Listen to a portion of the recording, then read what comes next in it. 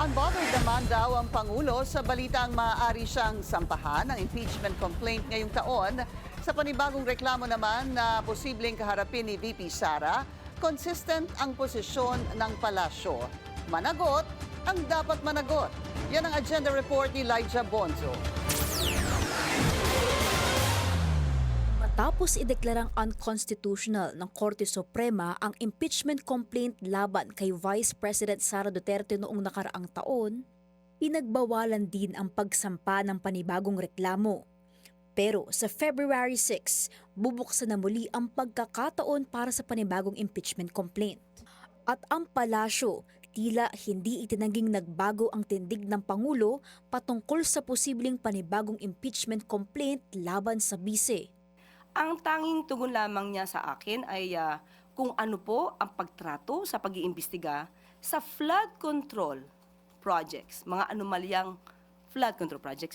Ganon din po ang gawing pagtrato sa paggagawa or sa pag-iimbestiga patungkol dito sa impeachment complaint laban kay VP Sara.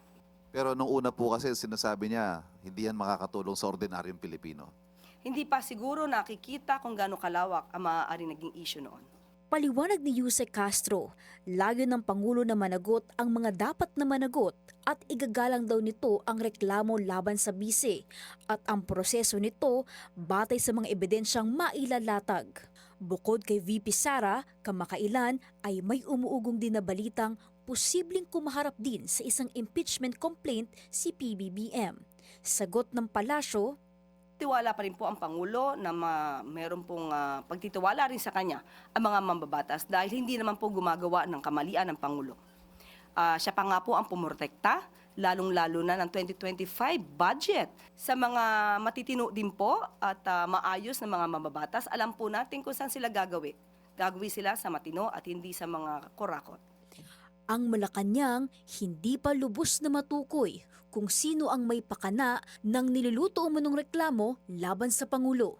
Ang paglalabas, di umano ng balak ng mga supporter ng mga Duterte na magsampa ng impeachment. Sinasabi ng iba, ito para makaiwas, di umano, ang Vice Presidente sa mga isyung paglustay at mga di umanong pagtanggap ng pondo, milyong-milyong pondo mula sa mga drug lords. Ang Pangulo po, unang-una, hindi po siya nagnakaw ng pera. Pangalawa, siya po ang nagpapaimbestiga sa mga maaanumalyang flood control projects at maaaring naging sanhi ng korupsyon. Pangatlo, wala po siyang Mary Grace Piatos.